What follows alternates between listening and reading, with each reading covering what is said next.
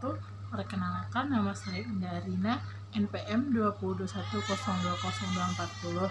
Baik, di sini saya akan menjelaskan sedikit tentang PPT yang berjudul Metodologi Hukum Islam. Objek dan subjek hukum Islam. Hukum dalam konsep ilmu usul fikih dibagi dua macam, yaitu hukum taklifi dan hukum wadihi. Secara terminologi, hukum adalah kitab Allah yang berhubungan dengan perbuatan mukallaf dalam bentuk al-qidat dan al-takhir dan al-wahid. Yang dimaksud dengan kitab adalah firman Allah yang merupakan perintah-perintah atau larangan-larangan. Juhaya S. Praja menyebut kitab sebagai al-muqatabih, yakni produk dari kitab yang berupa perbuatan hukum. Juhaya S. Praja juga mengatakan bahwa yang dimaksud dengan al-iktika imperatif ialah tuntutan untuk melaksanakan suatu perbuatan atau untuk tidak melakukan suatu perbuatan. Jika tidak dilaksanakan akan mendapat dosa, dan siksaan disebut dengan wajib, sedangkan tuntutan yang harus ditinggalkan jika dilakukan akan berdosa dan mendapat siksa disebut dengan haram. At-takhir fakultatif ialah apabila hakim memberikan pilihan kepada mukallaf untuk melakukan suatu perbuatan atau tidak melakukannya, yang disebut dengan al-ibahah. Perbuatan disebut dengan mubah. Ada beberapa hukum taklifi, yaitu ijab, yaitu firman yang menuntut suatu perbuatan dengan tuntutan yang pasti. Nadbab, yaitu firman yang menuntut suatu perbuatan dengan tuntutan yang tidak pasti. Menurut ulama Hanafiyah, hukum taklif dibagi menjadi 7, yaitu fardu, wajib tahrim, karahah takrim, karahah tazih, nazab, dan ibahah. Menurut ulama Hanafiyah, jika suatu perintah berdasarkan pada dalil yang pasti seperti Al-Quran dan hadis mutawatir, perintah itu disebut dengan perintah fardu. Akan tetapi jika perintah itu berdasarkan pada dalil yang dizani, perintah itu dinamakan wajib. Demikian pula hal yang dengan larangan.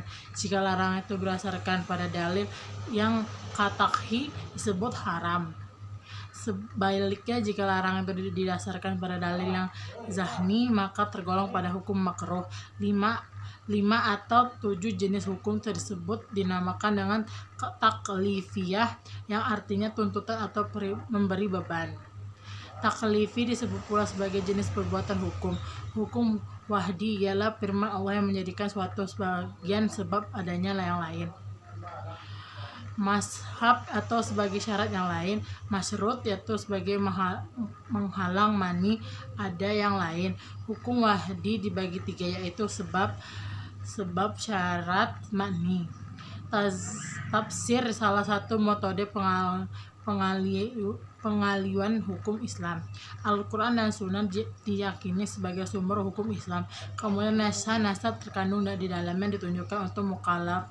Maka untuk mempermudah melaksanakan hukum yang dimaksud, upaya ulama dibagi usul fikih dan di bidang fikih mulai menggunakan pendekatan nasrio dalam mengenali makna dan maksud dikandung oleh kedua unsur hukum tersebut.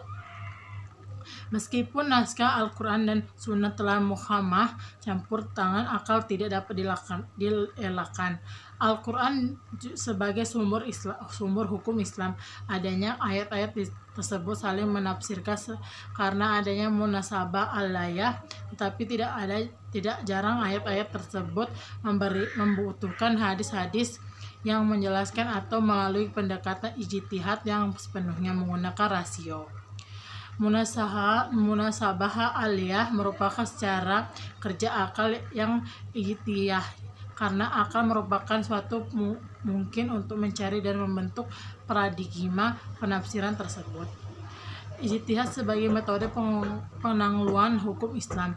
Ijtihad berasal dari kata ijha, artinya al-makah, yaitu sulit, berat, susah, atau sukar.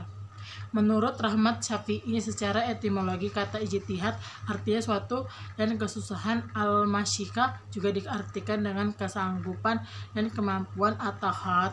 Kata juhada yang selanjutnya menjadi at-tijihad yang diartikan sebagai pekerjaan yang dilaksanakan dengan sungguh-sungguh dan mengerahkan semua tenaga. Ijtihad ialah usaha maksimal untuk mendapatkan suatu. Jika tidak bersungguh-sungguh tidak dapat disebut ijtihad, melainkan takhafir, berpikir biasa dan sederhana. Abdul Wahab Kalahab mendefinisikan ijtihad menurut ulama usul, yaitu mengerahkan daya dan kemampuan untuk menghasilkan hukum syara dari dalil-dalil syariah. Yang berinci dari sebuah definisi tentang ijtihad tersebut di atas dapat disimpulkan bahwa ijtihad itu adalah: yang pertama, mengerahkan akal pikiran pada fuqaha atau musyidin. 2. Menggunakan akal dengan sungguh-sungguh. Yang ketiga, berdasarkan hukum syar'i dan amaliyah. 4. Mengenali kandungan hukum syar'i dengan berbagai usaha dan pendekatan. Kelima, dalil-dalil yang ada dirinci sedemikian rupa sehingga hilang kezahniannya. Keenam, hasil ijtihad berbentuk fikih sebagai mudah untuk diamalkan. Sekian dari saya. Wabillahi taufiq wal hidayah. Wassalamualaikum warahmatullahi wabarakatuh.